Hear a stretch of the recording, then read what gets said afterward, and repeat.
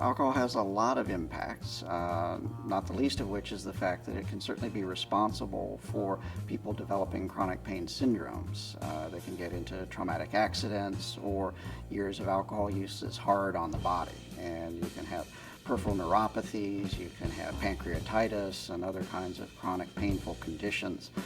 In addition, it can make it much more challenging to manage any kind of pain medication, whether it's a controlled substance, opioids, benzodiazepines, or whether it's other kinds of medications that are used that have sedation.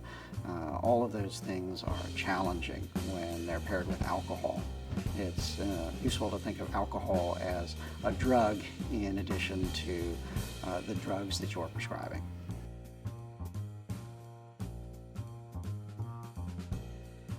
Well, I think it's important to remember to initiate the conversation about using alcohol. I think it should be a question that every practitioner asks of patients about drinking, and you can just couch it in those terms. In fact, this is America, so I don't usually ask people, do you drink? I'll go right to, how much do you drink?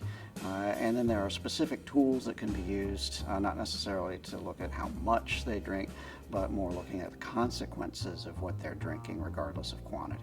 So there's the CAGE questionnaire, which is one of the simplest and most popular. It's been around for a long time.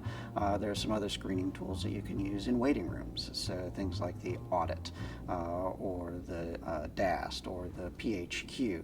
Those are some screening tools that have been well validated. They've been around for a while. They're in the public domain, and you can give a one-page sheet to patients in the waiting room, and then you can have some information that can help you to tailor some of the questions that you'll ask.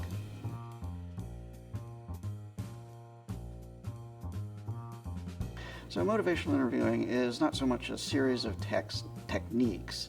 It has more to do with an approach to patients, a style. What we're trying to do is increase their motivation to change a behavior instead of forcing them to do something, instead of trying to convince them to do something. We want to figure out, all right, what is it that it's going to take to help that patient be more motivated in order to change a behavior. And there are techniques that you can use to accomplish that aim, but motivational interviewing is more about the approach, the style, the laid-back version of trying to get someone to change their mind, change their behavior, and do something that is more healthy instead of less healthy.